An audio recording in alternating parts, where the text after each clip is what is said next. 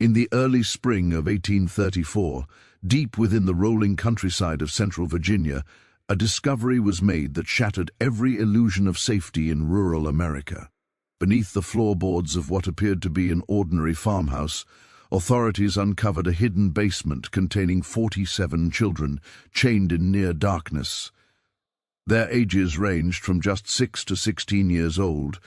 The children shared no family resemblance. They spoke different languages. Some couldn't even remember their own names.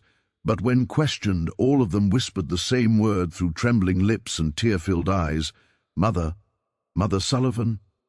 The sheriff's report, long forgotten and sealed within the Henrico County archives, described conditions so horrifying that 3 officers resigned within days of the discovery. What continues to haunt historians isn't only the cruelty inflicted on those children, but the terrifying truth that Constance Sullivan had operated her secret for more than 20 years without anyone stopping her. The children called her mother, but the reality behind that name was something far darker. Before we go any further, I need to say this clearly: Black Right Stories is not for everyone. This channel is for those who are brave enough to confront the darkest, most disturbing chapters of hidden history. If you're still listening, you're not like most people. You understand that some truths must be faced, no matter how unsettling they are. So if you're ready, subscribe to Black Right Stories, join our growing community of true mystery seekers, and tell me something in the comments. Which country are you watching from? Are you brave enough to hear stories like this from your own part of the world? Back in 1834, the question that tormented investigators and still puzzles historians today was simple yet chilling: how could something this massive remain hidden for so long? At the time, Virginia stood between 2 eras. The plantation system still ruled daily life, while distant rumors of industrial change drifted south from the north. The farming community of Millbrook, made up of barely 50 families, reflected the quiet rhythm of rural America. Neighbors raised tobacco and corn, traded at Henderson's general store, and gathered in a one-room schoolhouse that doubled as a meeting hall. The Sullivan farm lay just beyond the heart of town. From the road leading to Richmond, it looked completely ordinary, a 2-story. White clapboard farmhouse built in the Federal style, with a wraparound porch and a red barn standing quietly behind it. A chicken coop and smokehouse completed the familiar scene, but what made the Sullivan property truly unique was what no one could see. Ezra Sullivan, who purchased the land in 1809 using his family's tobacco fortune, had quietly ordered extensive underground expansions over the years.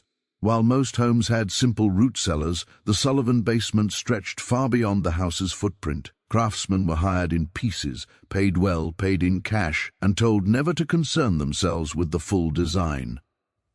Ezra's wife, Constance Sullivan, arrived in Millbrook in 1811 as a young bride of 22. Locals remembered her as soft-spoken, well-mannered, and deeply private. She attended church when her health allowed and was known for acts of charity. When questioned about her isolation, she claimed she and Ezra were caring for orphaned relatives from Pennsylvania. Nay asked further questions, and that silence would cost dozens of children their freedom. The arrangement, she explained, was temporary, just until suitable permanent homes could be found. This explanation satisfied the community's curiosity about the occasional glimpses of children around the Sullivan property. Mrs. Henderson at the general store would sometimes see a young face peering from the Sullivan wagon. When Constance came to town for supplies, the children never spoke, but Constance would explain that they were shy, traumatized by the loss of their parents, and needed time to adjust to their new circumstances. The community, familiar with the tragedy of orphaned children in an era of high mortality rates, accepted these explanations without question. Thomas Henderson, who ran the general store, later recalled that Constance Sullivan was one of his most reliable customers.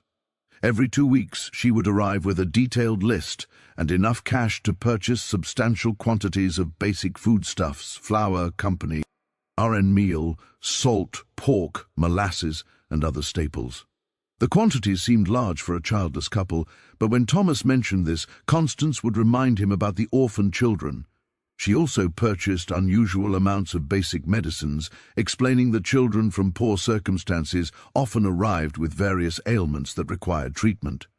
The Sullivan farm operated on a schedule that puzzled some neighbors. While most farming families rose with the sun and worked until dusk, activity at the Sullivan property often continued well into the evening. Lights could be seen in the farmhouse windows at unusual hours, and the sound of hammering or construction work sometimes echoed across the fields during the night.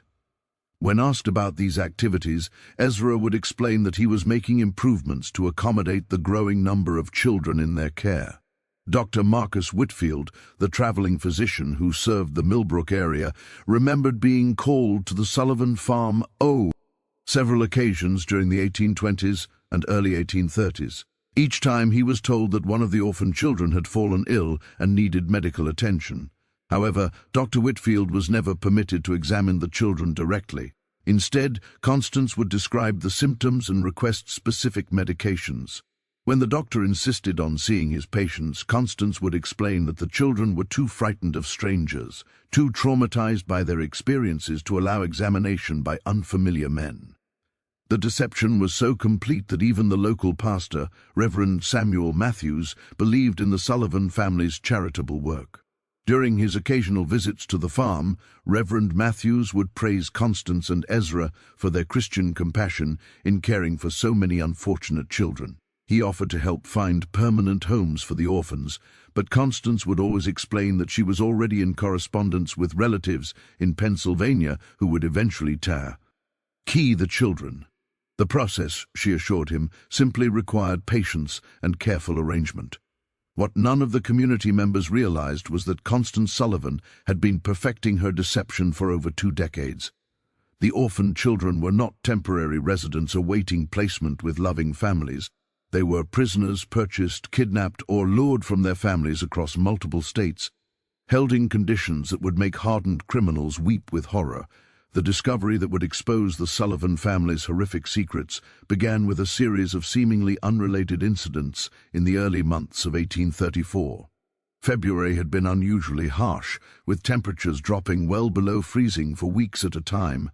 The bitter cold that gripped Virginia that winter would prove to be both a blessing and a curse for the 47 children trapped beneath the Sullivan farmhouse. On February 23, 1834, a traveling merchant named Jacob Stern was making his way from Richmond to Lottsville when a violent snowstorm forced him to seek shelter. The Sullivan farm, being the closest building visible from the road, seemed like a natural choice for emergency accommodation.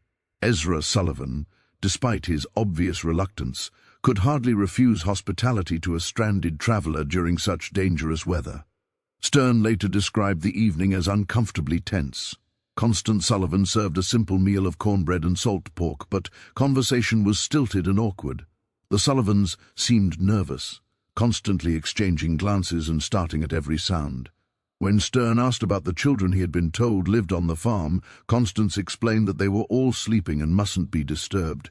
The children, she said, had been ill with fever and needed their rest.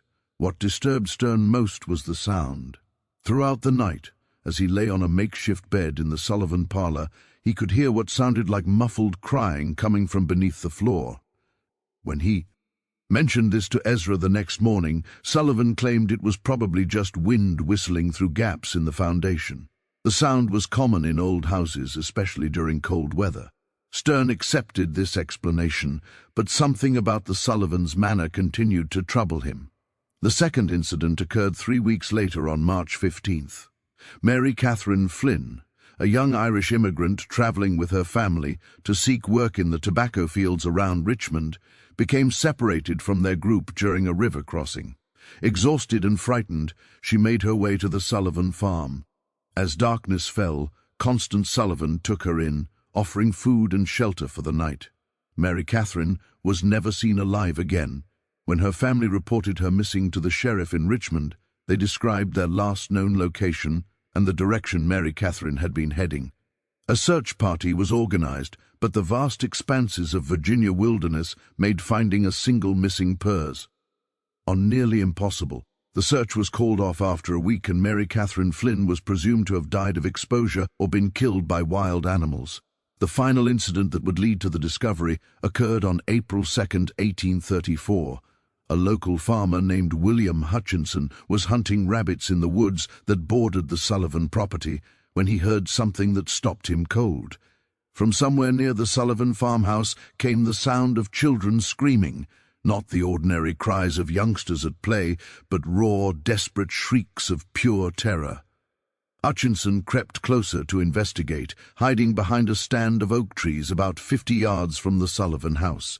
For nearly an hour he watched and listened. The screaming continued intermittently, always seeming to come from beneath the house rather than from inside it. At one point, he saw Ezra Sullivan emerge from what appeared to be a cellar door on the side of the house. Sullivan looked around nervously, then disappeared back underground. When Hutchinson reported what he had witnessed to his neighbors, opinions were divided. Some suggested that the orphaned children might be more troubled than the Sullivans had indicated, perhaps requiring discipline or medical treatment that could be distressing. Others, however, began to remember odd details that hadn't seemed important before. The unusual amounts of food Constance Sullivan purchased, the strange sounds neighbors occasionally heard at night, the fact that none of the supposed orphans had ever been seen in town or at community gatherings. Sheriff Benjamin Crawford, a veteran lawman who had served Henrico County for over 15 years, initially dismissed the concerns as neighborhood gossip.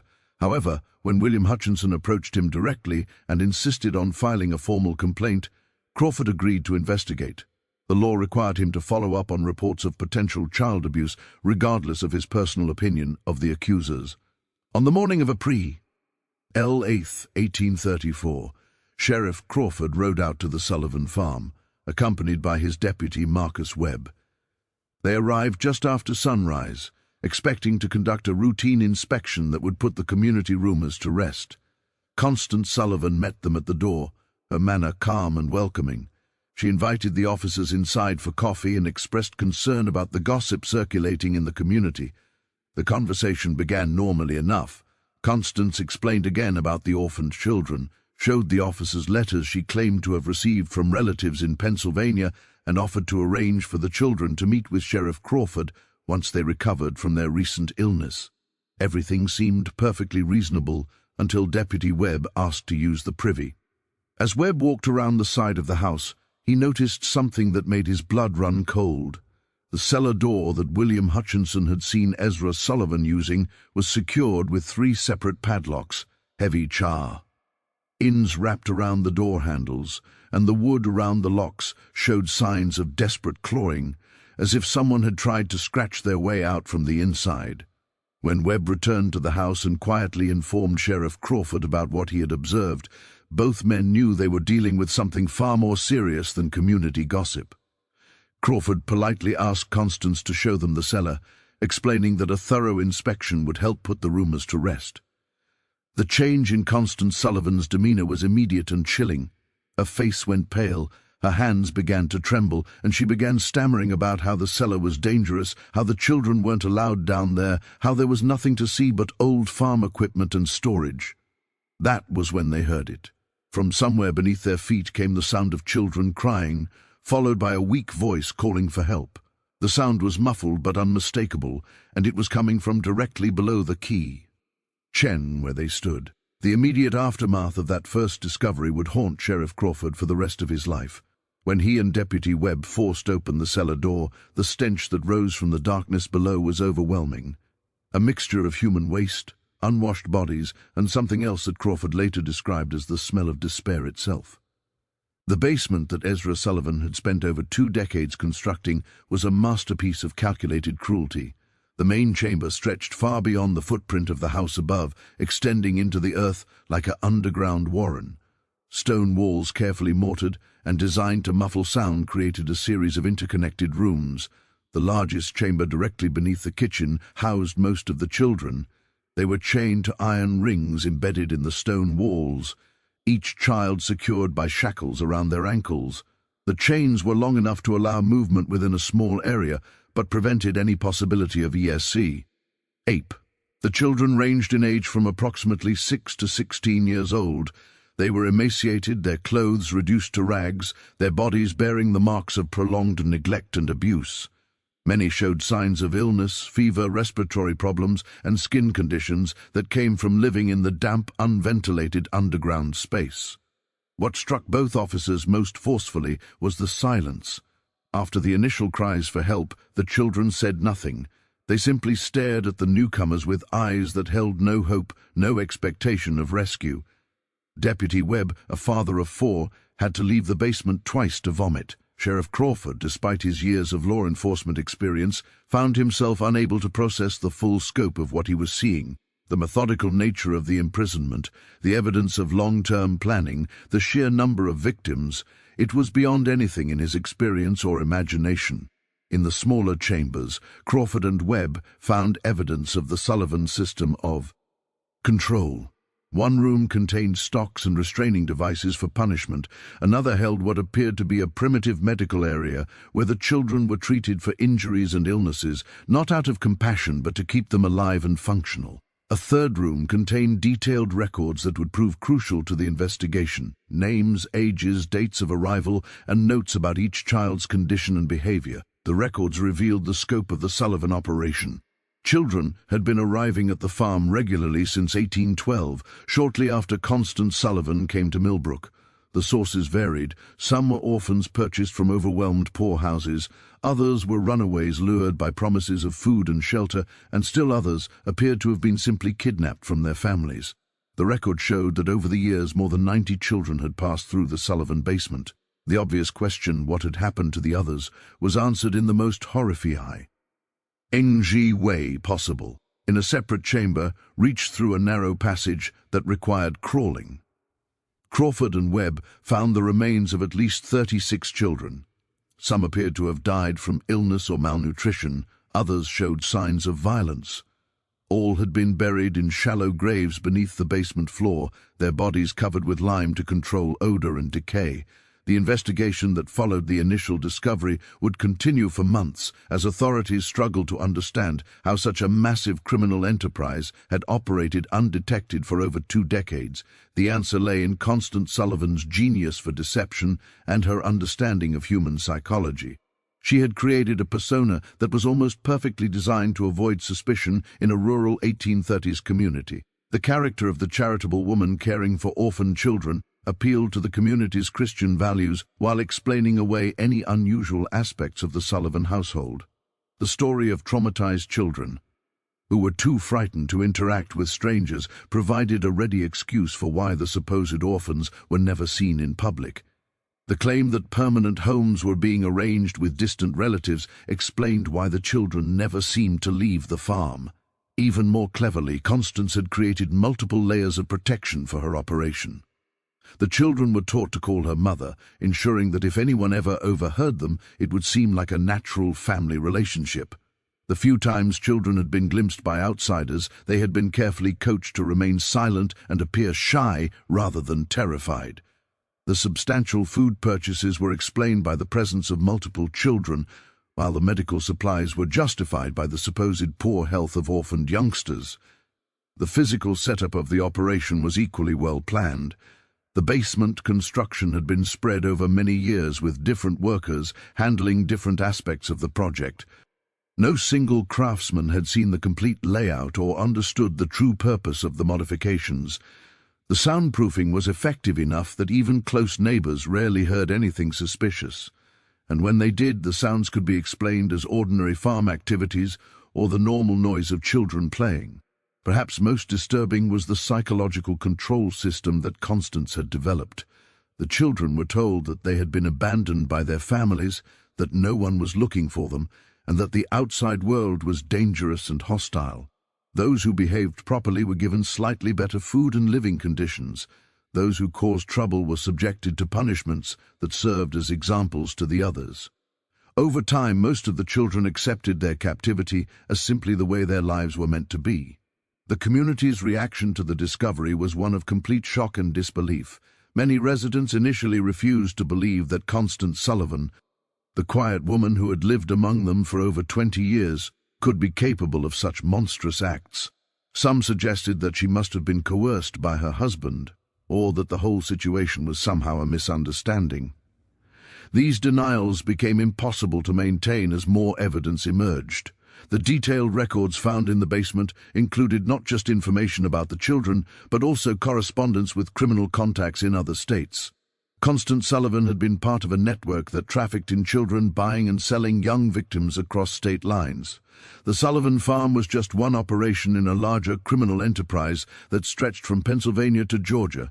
As Sheriff Crawford delved deeper into the Sullivan case, disturbing patterns began to emerge that suggested the operation was far more sophisticated than initially believed.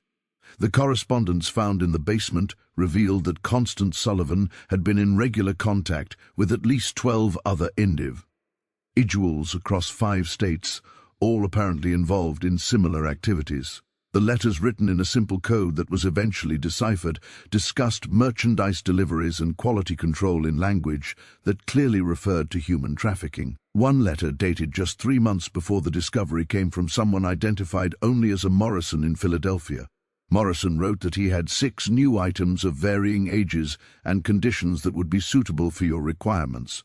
The letter included detailed descriptions of the children, their approximate ages, and their physical conditions. Most disturbingly, it included notes about their temperaments, which children were compliant and which might require additional training. The financial records painted an even more horrifying picture. Constance Sullivan had been paying between $50 and $200 per child, depending on age and condition. She had also been receiving payments from other locations, suggesting that the Sullivan farm served as both a destination and a distribution point for trafficked children. The total amount of money involved was staggering for the time period. Over $8,000 in transactions over 2 decades, equivalent to several hundred $0,000 in modern currency. Dr. Marcus Whitfield, the traveling physician who had been called to the Sullivan farm on several occasions, became a key witness as the investigation expanded. Under questioning, he revealed that Constance Sullivan had always been unusually specific about the medications she requested. She had detailed knowledge of treating malnutrition, respiratory infections, and other conditions common in severely neglected children. She had also asked for sedatives and other drugs that could be used to control difficult prisoners. The doctor's testimony led to another chilling realization. Constance Sullivan had been systematically studying how to keep large numbers of children alive under conditions of extreme deprivation. The medical supplies she purchased, questions she asked. Even the layout of the basement, everything was designed to maximize the survival rate of her prisoners while minimizing the resources required to maintain them. Local businessman Thomas Henderson provided additional pieces of the puzzle. A review of his sales record showed that Constance Sullivan had been purchasing increasing quantities of basic supplies over the years. What appeared to be the growing needs of a charitable household was actually evidence of an expanding criminal operation. Henderson also remembered specific requests for items that seemed unusual at the time: extra blankets, large quantities of children's clothing, and bulk purchases of simple medicines. The investigation also revealed the role of Ezra Sullivan in the operation. While Constance appeared to be the mastermind, Ezra was responsible for the physical maintenance of the prison and the handling of the children. Several of the surviving victims, when they were finally able to speak, described him as the enforcer who carried out punishments and maintained discipline. His construction work on the basement hadn't been just expansion. It had been constant refinement of a system designed to hold human beings in captivity. The most disturbing revelation came from analyzing the records of children who had disappeared from the Sullivan farm over the years. The ledgers showed that some children had been transferred to other locations, suggesting a network of buyers and sellers across multiple states.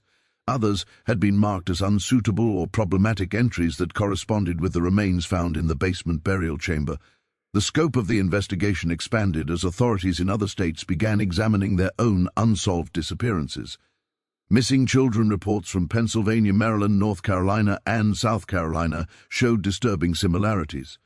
Many of the missing children fit the profile of those found at the Sullivan farm: poor, orphaned, or from far. Millies that were unlikely to have resources to search for them extensively.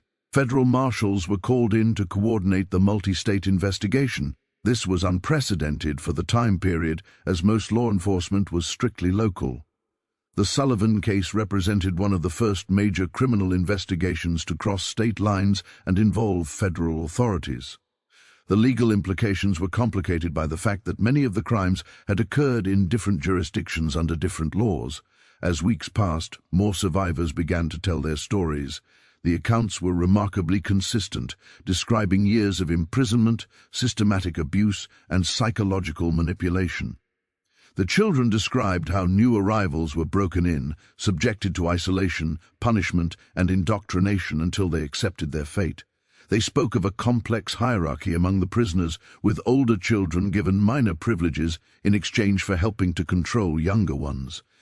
The survivors also revealed the extent of Constance Sullivan's psychological manipulation. She had convinced many of the children that they were worthless, that their families had sold them or abandoned them, and that they deserved their treatment. Some of the older children, who had been imprisoned for years, initially resisted rescue efforts because they had been conditioned to believe that the outside world was even more dangerous than their captivity. The investigation uncovered evidence of Sullivan's methods for acquiring victims. She had developed relationships with corrupt officials at poorhouses and orphanages who would provide children in exchange for payments. She had also cultivated contacts among criminal elements in major cities who could identify vulnerable children, runaways, street orphans, and others who wouldn't be missed immediately. Perhaps most chillingly, the records showed that the Sullivan operation had been expanding in recent years. The number of children being held had eased, and there were plans in the correspondence for establishing similar facilities in other locations. The discovery at the Sullivan farm had apparently interrupted a criminal enterprise that was on the verge of becoming a much larger operation. The breakthrough that would lead to the complete exposure of the Sullivan network came from an unexpected source. Among the surviving children was a girl named Rebecca, approximately 14 years old, who had been held longer than any of the others. Unlike the other children who had been broken by their ordeal, Rebecca had maintained a spark of defiance and an extraordinary memory for details. Rebecca had been kidnapped from her family's farm in Pennsylvania in 1829 when she was just 9 years old. She remembered everything about her capture, how a woman claiming to be a distant relative had arrived at their farm, how she had been lured away with promises of sweets and a ride to town, how she had awakened chained in the Sullivan basement. More importantly, she remembered every conversation she had overheard between Constance Sullivan and the various visitors who had come to the farm over the years. Rebecca's testimony revealed that the Sullivan operation was just one part of a much larger network. She had heard Constance discussing other farms, other locations where children were being held. She remembered names, dates, and details about shipments of children being moved between different facilities. Her information provided law enforcement with their first comprehensive picture of the scope of the criminal enterprise. The most significant revelation came when Rebecca described a visit that had occurred just 2 weeks before the discovery. A well-dressed man had arrived at the farm in an expensive carriage accompanied by 2 other men. Rebecca had been selected along with 3 other children to be inspected by the visitors. The man had examined them carefully, checking their teeth, their muscle tone, and their general health like a buyer evaluating livestock. The visitor had ultimately decided not to purchase any of the children, complaining that they were too damaged for his purposes. However, he had left behind a letter containing detailed specifications for the type of children he wanted to purchase. The letter, which was found among Constance Sullivan's papers, described requirements for children of specific ages, physical characteristics, and temperaments. The language was cold and businesslike, discussing human beings as commodities to be bought and sold. The letter was signed H. Blackwood and included a return address in Charleston, South Carolina. When authorities investigated, they discovered that Henry Blackwood was a wealthy plantation owner who had been purchasing children for years, ostensibly as household servants, but actually for purposes that the investigation would reveal to be even more sinister than the Sullivan operation. The Blackwood connection opened up an entirely new dimension of the CASEs. Southern plantation owners, it appeared, had been using the child trafficking network to acquire workers who would be completely under their control. Unlike enslaved people who had some legal protections and whose disappearance might be noticed, trafficked children could be worked to death with no legal consequences. They had no families to search for them, no legal status to protect them, and no hope of escape. The investigation of the Blackwood connection revealed that several other prominent Southern families had been involved in similar purchases. The children were being used not just as laborers, but as subjects for medical experiments, as targets for violent entertainment, and for purposes that the investigators found too disturbing to document fully in their official reports. As the scope of the criminal network became clear, the investigation faced increasing resistance from powerful interests. Several of the families involved in purchasing children had significant political connections and substantial resources to protect themselves. Threats began to be made against investigators, witnesses, and even the surviving children. Sheriff Crawford received anonymous letters warning him to drop the investigation. Deputy Webb was attacked by unknown assailants while walking home from work. Dr. Whitfield found his medical practice suddenly boycotted by several prominent patients. The pressure was clearly designed to intimidate law enforcement and prevent the full extent of the network from being exposed. The situation became even more dangerous when one of the surviving children, a boy named Timothy, who had been providing crucial testimony, disappeared from the temporary shelter where he was being housed. A search was conducted, but Timothy was never found. The message was clear. Those who cooperated with the investigation would face severe consequences. Despite the intimidation, the investigation continued. Federal marshals provided additional security for KEY witnesses and investigators. The surviving children were moved to more secure locations, and armed guards were posted at the Sullivan farm to protect the physical evidence. The case had become a test of whether the American legal system could function when confronted with crimes involving wealthy and powerful perpetrators. The pressure reached its peak when Constance Sullivan herself was found dead in her jail cell. The official cause of death was listed as suicide, but the circumstances were suspicious. Sullivan had been scheduled to testify about the full extent of the criminal network, including the names of all her contacts and customers. Her death eliminated the investigation's most important witness and source of information about the broader conspiracy. The mysterious death of Constance Sullivan sent shockwaves through the investigation team. If powerful interests were willing to eliminate key witnesses, no one involved in the case was safe. The investigation had uncovered a criminal enterprise so vast and so well connected that it posed a threat to some of the most prominent families in American society. Just when it seemed that the investigation might be derailed by intimidation and violence, an unexpected development changed everything. A former employee of Henry Blackwood, motivated by guilt over what he had witnessed, came forward with evidence that would blow the case wide open. The employee, a man named Samuel Pierce, had worked as an overseer on the Blackwood plantation and had detailed knowledge of the children who had been purchased from the Sullivan network. Pierce brought with him documents that proved the connection between the Sullivan operation and the Southern buyers. More importantly, he had witnessed the fate of many of the children who had been sold to plantation owners. His testimony would provide the final pieces of the puzzle and expose the full horror of what had been happening to America's most vulnerable children. Samuel Pierce's testimony before the federal grand jury in Richmond would go down as one of the most disturbing accounts in American legal history. Pierce, a man in his 40s with weathered hands and haunted eyes, had worked for Henry Blackwood for over a decade. What he had seen on the Blackwood plantation and what he revealed about the fate of the Sullivan children shocked even the seasoned investigators who had thought they understood the scope of the criminal enterprise. Pierce described how the Blackwood plantation operated two separate systems. The main plantation used enslaved labor for cotton production, operating under the typical though brutal economic model of Southern agriculture. However, Blackwood had also established what Pierce called the experimental quarters, a separate facility where the trafficked children were held for purposes that had nothing to do with agricultural production. The children purchased from the Sullivan network were used as subjects for medical experiments that Blackwood conducted with several associates, including two physicians from Charleston Medical College. The experiments were designed to test the limits of human endurance, to study the effects of various drugs and treatments, and to satisfy the scientific curiosity of men who viewed the children as laboratory animals rather than human beings.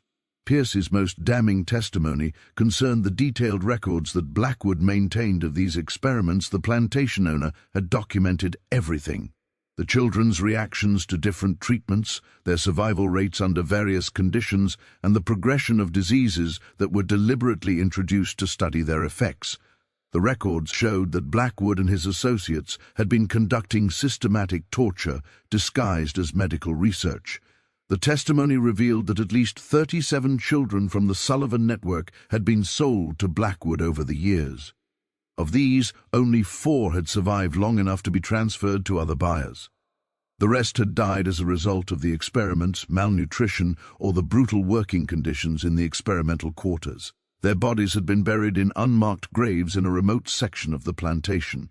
Pierce also provided information about the broader network of buyers. He had been present at meetings where Blackwood discussed purchases with other plantation owners, wealthy businessmen, and even some politicians. The conversations he overheard revealed that the trafficking network extended far beyond what investigators had imagined. Children were being bought and sold across the entire country, with different buyers having different requirements and purposes. The most shocking revelation came when Pierce described a gathering he had witnessed in the fall of 1833. Blackwood had hosted what he called a demonstration for potential buyers from across the South. The event was designed to showcase the quality of the children available through the network and to demonstrate the various uses to which they could be put. Pierce's description of this gathering was so disturbing that several members of the grand jury had to leave the room. The demonstration had included displays of the children's ability to perform various types of work, their responses to different forms of punishment and control, and their suitability for different types of exploitation. The buyers had been encouraged to examine the children closely, to test their reactions, and to place orders for specific types of victims. The entire event had been conducted with the casual, business-like atmosphere of a livestock auction. Pierce's testimony also revealed the financial scope of the network. The prices paid for children varied dramatically based on their age, physical condition, and intended use. Younger children, who could be more easily controlled and conditioned, commanded higher prices. Children with specific physical characteristics or abilities were sold at premium rates. The total amount of money involved in the network was estimated to be in the hundreds of thousands of dollars, a fortune for the time period. The investigation team used Pierce's information to coordinate raids on multiple locations across the South. Federal marshals working with local law enforcement simultaneously struck at plantations, warehouses, and other facilities where trafficked children were being held. The raids were conducted in secrecy to prevent the destruction of evidence and the escape of key perpetrators. The results of the coordinated raids were staggering.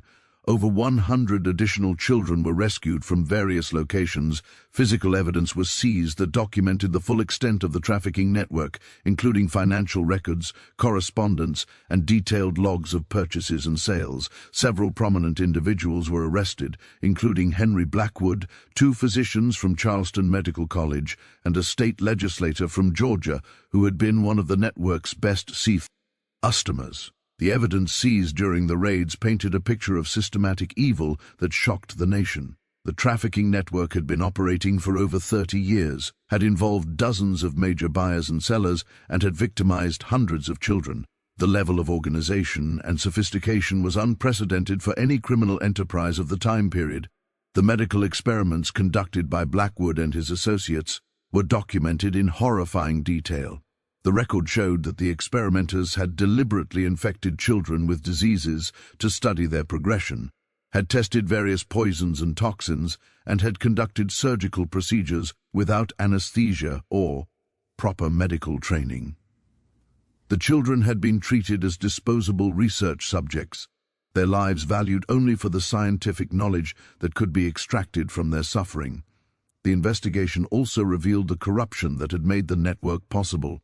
Officials at orphanages, poorhouses, and local governments had been bribed to provide children or to ignore their disappearances. Judges had been paid to declare children abandoned or to approve adoptions that were actually sales. Even some law enforcement officials had been involved in covering up evidence and intimidating witnesses.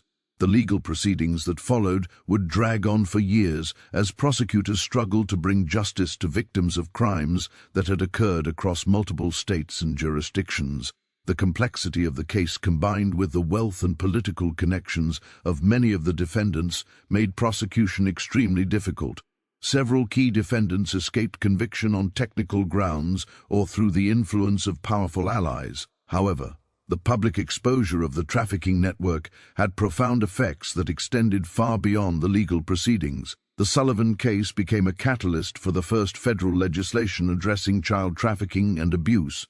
It led to reforms in the oversight of orphanages and poorhouses, and to the establishment of new legal protections for vulnerable children. The final resolution of the Sullivan case would take nearly 5 years to complete, but its impact on American society was immediate and profound. The public reaction to the revelations was one of horrified fascination, mixed with a determination to prevent such atrocities from happening again. Newspapers across the country covered the story in unprecedented detail, with many publications dedicating entire issues to the investigation's findings. The surviving children faced a long and difficult path to recovery. Most had been held for years and had no memory of life before their captivity.